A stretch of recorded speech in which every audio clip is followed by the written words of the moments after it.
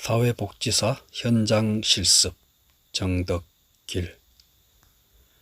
사회복지사 현장 실습을 2020년 11월 2일부터 13일까지 주말을 제외한 8일 동안 하루 10시간씩 전체 80시간을 진행했습니다.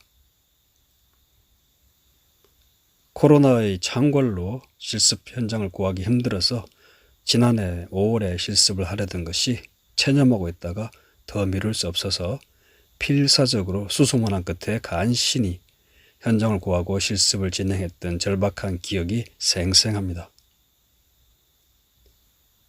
땡땡 노인복지센터라는 어르신 돌봄 기관인데 살면서 심신이 미약한 수십 명의 노인분들과 같은 공간에서 긴 시간을 보내는 경험은 사실상 처음이었습니다.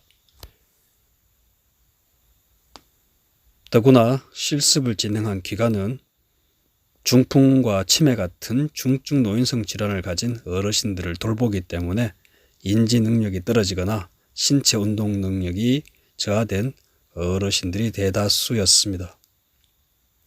시작할 당시만 해도 심신이 허약한 노인들을 경험도 없는 내가 어떻게 보살펴 드릴 것이며 내가 무슨 도움이 될 수 있을까 걱정이 앞섰습니다. 막상 실습을 시작하니 시간이 어떻게 가는지도 모르게 하루하루를 보내게 되었습니다. 정량화된 하루하루의 일정이 요일별로 정해져 있고 그 정해진 일상의 틀 안에서 원장을 비롯한 사회복지사와 요양보호사 등 직원들은 나름대로 자기 역할에 충실하며 힘든 노년을 보내시는 어르신들을 돌보고 있었습니다.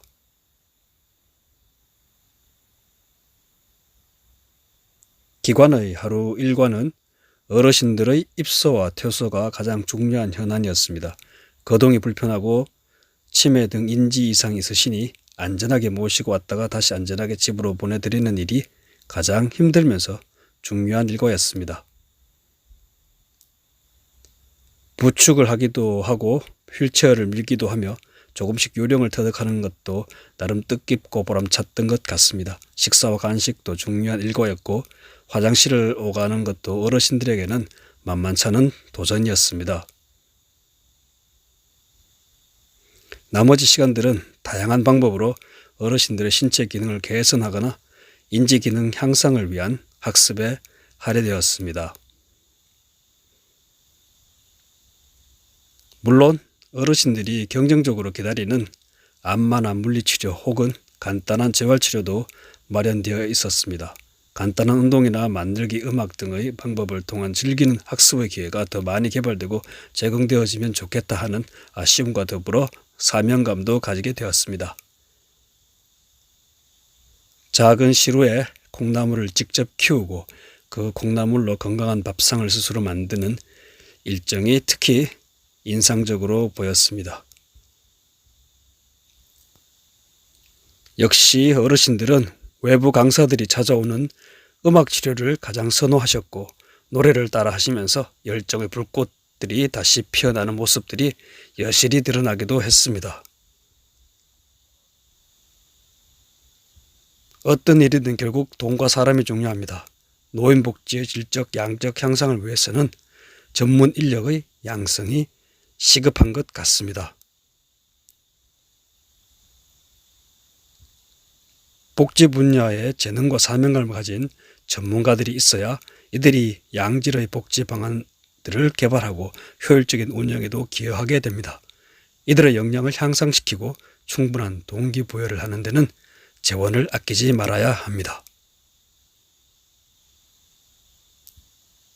실습 시간 중 가장 큰 부담은 과제물이었습니다.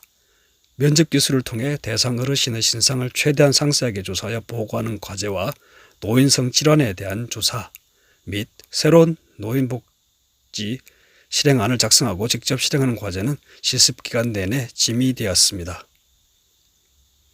윷놀이를 현대화한 놀이를 1시간여 어르신들의 과도할 정도의 호응 속에 진행했던 기억이 소중하게 남아 있습니다.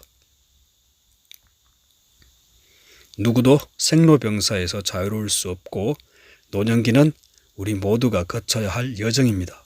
모든 인간이 행복하고 존엄한 황혼기를 보낼 수 있도록 다 함께 지혜와 힘을 모아야 합니다.